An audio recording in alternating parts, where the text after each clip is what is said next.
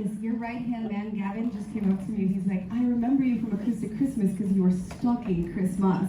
Oh. Yeah, is he still with you guys? He's in London. Yeah, he had a drummer, a touring drummer, who is just the most blessed thing you've ever seen on planet Earth. Yes. And as soon as they sat down, that was the first thing I talked about, like the professional that I am. He's from Luxembourg, and his name is Christoph Maas. Oh. Chris Maas. Yeah. But he's so handsome and cool on Christmas and birthday. I want to tell you guys a real quick story about the first time I got to interview Marcus and the crew. It was at Acoustic Christmas 2019 when we did it at the Honda Center. And I'm like, here these Brits are coming in, and I hang out with a lot of people from the UK, and they curse and they make it sound so elegant. So he sits down, I'm like, do not say the F word, do not say the C word, I will get fired, no bad words. So he's like, all right, Nutter, I got this. And as soon as the cameras roll, I'm like, is everyone having a fucking good time? What the fuck? And then I just remember you being so charming and so easy to talk to, which is why it's a pleasure to be here with you today. I mean, I've hung out with Americans enough to know that you're all hypocrites. So, this is the kind of banter that he gives, which is why I'm appreciative of being here with you. I'm going to ask you the first question is, how are you? I'm very well, thanks. It's nice to be back in LA. When I look at your social media a lot, because you're active on IG, and I love watching you zip around on the birds, and I like seeing the Portland airport through your eyes. It's a beautiful airport. It's a beautiful airport. Put some work into that airport. But if I may say so, you look happy and liberated, and you look like you're almost like you've got this childlike joy. It's just, you look free. I've been working on that. Yeah. So thanks. Yeah. So the record, would you say, is it a product of like 30 years of something you didn't talk about, or is that just one of the aspects of self-titled? Yeah, that's well spotted. It is just one of the aspects of it. Really, it's a record about freedom, and so I'm glad that you feel it's reflected in how I present to the world at the moment, because it's real. You know, I wanted to make an album that was real to my experience, which included some gnarly stuff and included quite a lot of good stuff, and quite a lot of freedom and healing and real things that I've experienced, as well as trauma and that. Shit, you know. Yeah, I got that right off the bat. I was like, oh, here's where we deal with it. So the record starts with this incredible song by the name of Cannibal. So you take what you're facing and you just grab it by the throat and you go for the jugular. That was a choice to start the record like that. Why did you want to put it up front? Is it to get it out of the way? Yeah, because I felt like it would have been sort of complicit in the way that I've hidden for a lot of my life to hide it later in the record. It just felt real to put it first, which in some ways has been unhelpful, because then it presents like it's a whole record about that, which it's not. But it felt just true. I mean, I was like a month away from putting it out. I was having a wobble, thinking like, do I really want this to be the record that's known for that song? Because it's not the whole story.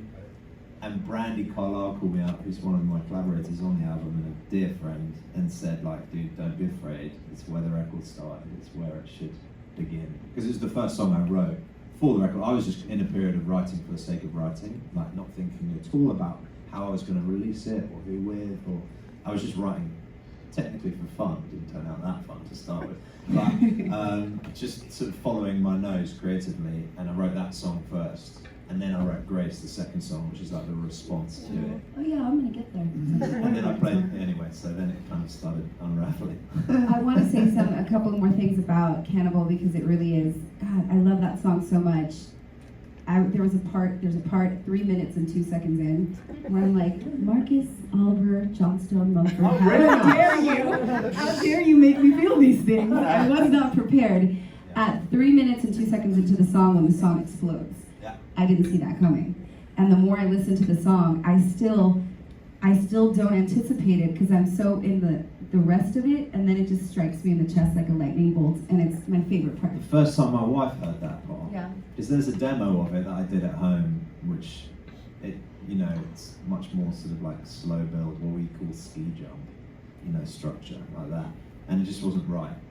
And so Blake and I worked on that record here, the version that's on the album, and of Cannibal. And the first time my wife heard it, she had headphones on, and when that came in, she kind of like flinched and then lasted the sort of minute that lasts. Takes off her headphones, she goes, I fucking hate it. And I was like, that's the reaction I kind of wanted from you. Like, okay, I'm on to something then. Holy shit. I have to say, the first time, and I wanted to... She changed her mind. No. I wanted to touch upon something because the first time I heard self-titled, I was expecting something, or I was ready to judge. Because you're Marcus Mumford. Let's see what Marcus Mumford has to offer. Is it going to be more like Mumford & Sons? So I heard it with those ears, if I'm being perfectly honest. Yeah, of course. And then I put my headphones on and I listened to it a second time and a third time, and all of a sudden, yes, I heard your story, but then they became my songs too. And I started hearing deeper into the songs, like Better Off High has this thing and this like horn elephant thing that comes in at the end. Yeah, that's the best description I've heard of the Freddy's guitar. Horn elephant? Yeah. Okay, so Cannibal happens, and then it's very obvious that you wanted to close the chapter and change the page because Grace is a completely different tone, and that was by design, yes? Yeah, it was. It's like, yeah, really turning over the page. Yeah, You're and like, it works. Okay, what's next? Yeah. Well, that's brilliant because that's why it's not about Cannibal, that thing you were worried about the record being. As soon as Grace comes on, you're like, oh, totally different direction. And it's seamless. And then every other song, you've always been one of my favorite lyricists. I think you're at the top of your game currently as far as lyrics. Thank you. Some of the things that come out are so poetic and raw at the same time. I was reading some of the lyrics and where does one get off being that poetic? Because I'm like, roses are red, violets are blue, I like you, but you smell like poo. That's what I bring to the table. What would you say, is there a favorite lyric that you have or a song that you impressed yourself with?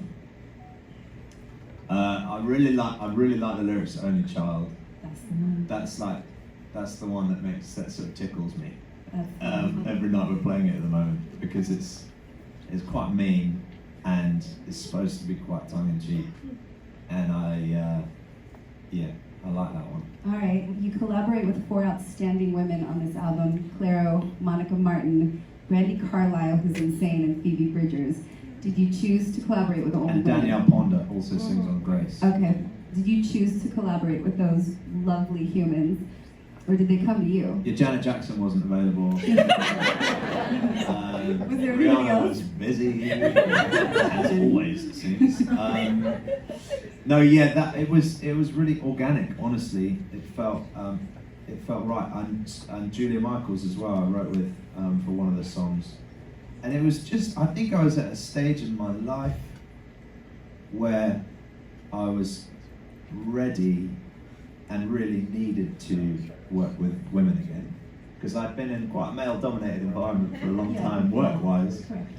But behind the scenes, the women were playing a larger and larger role in the health of my life, and I think there were some emotional aspects to this record that needed to be in the hands of women, and I needed to be in the hands of women when I was like in this sort of testosterone-filled space of vulnerability. It was typically the strength of a woman to come along and lift me over those walls, and that happened each time. It happened with Clairo, who's like fucking 13 years old. It happened with Clairo, who really like took me by the hand and guided me through this song that we wrote together, and happened with Brandi. Phoebe, you know, came in and was just stoked that I got the word heinous into a song. And Monica really helped to finish the record, you know, without her. And she sang so beautifully on that song that we put her up in the mix above. She's above me in the mix. She's on I'm blanking. Go on Light? Go in line. Go on Light. Yeah. And that's, Yeah. I think that's my second or third. They're all freaking beautiful. Oh. Marcus, Oliver, Johnson. Choose to end the record with one of the more powerful voices I've ever heard in my lifetime, besides yours. See what I did there? Brandi Carlile. Yeah. How did you, just the way that you thought about opening the record with Cannibal, how did you know where to end it? Yeah, I had quite a clear idea in my head for that. And it's one that normally other musicians are quite judgmental of, like stealing bits from certain songs. It's seen as sort of lazy. Like, well, write a whole new song, you know. But I like the idea of cross-referencing those two songs and having them bookend the record. And and move from this place of like hypothetical forgiveness to more planned forgiveness. And she really symbolised a lot of the feeling I had around making this record, which was one of support really, and that I would never have made it on my own. So even though it's talked of as a solo record, it's the most collaborative and support-filled piece of music I've ever been involved in, and I never would have made it on my own. And she came along, put her arm around me and said, like, dude, whatever it takes to help get us out. Women coming to the rescue again. Yeah. And so we went to studio that day and recorded that song just as it is. Now you get to take this on the road and watching. It's always cool as an artist, I'm assuming, to watch people sing your lyrics back to you. But seeing as this is a completely different record from another, dare I say, more personal place, watching people sing songs like Cannibal back to you, that's also got to be continued healing, yeah? I don't really need anything from that song now, Okay. honestly. I don't feel like, for me, it wouldn't have felt healthy to put it out needing something from the response. That's I put it nice. out when I was like comfortable with the idea of putting it out and didn't need much from it. Now it feels like it's other people's now. Yeah. I'll play it and I wrote it and stuff, but I feel like it's, and that happened on the last day of mixing for me. So when you were able to say like on your second or third listen, it felt like they're yours. Yeah. I'm so stoked about that because that's really someone asked me the night before we finished, we handed it in, like what's your ambition for the record? And I think they were asking me about record sales and stuff, and I don't understand how any of that works. And I say, my ambition for the record is that people can identify their own stories in it and make it theirs, because it doesn't feel like mine anymore. It feels like something you birth into the world, and then other people get to It worked. Round 1, I heard your story. Round 2, 3, and 4, they became more mine. And that's what you want to do with music, right? At the end of the day, when I look at this record, which, by the way, and I'm not just saying this is lip service, it's stunning. I love it so much. I hear you, thank you. I receive that. I've said this on this stage many times. I think that vulnerability is a superpower, but in order to acquire that superpower, you have to go through the shit. And you went through it, and you made it into these amazing songs, and you gave those as a gift to us. My last question to you, would you say that there's some sort of like a forgiving nature to this album? Is there anything about forgiveness? Yeah, I mean, I think eventually it's all about forgiveness. And it's forgiveness itself as much as any exterior person. And I think to get to forgiveness, you have to go through truth. You know, it's like the truth and reconciliation thing that Mandela and Tutu taught us about. But I think you have to go back to looking at the facts and the reality, and I think that can happen on a micro and a macro level, which is why I studied, Brian Stevenson EJI stuff so carefully when I was writing Stonecatcher, because I think we have to confront the reality of our past in order to receive reconciliation or forgiveness in the future. I think the strongest people in the world are the forgiving because they choose not to drink a poison that doesn't belong to them. So I think forgiveness is the best place to be. You've given us a lot with this album, and now taking it on the road, it seems like you're having a really great time. I love what you're doing with your social media presence. Thanks. Yeah, it's a lot of fun to watch. I'm gonna get out of all of your way, and I'm gonna let this man do his thing and sing us some songs. Are you ready for that? Yeah! Ladies and gentlemen, make some more noise for Marcus Mumford.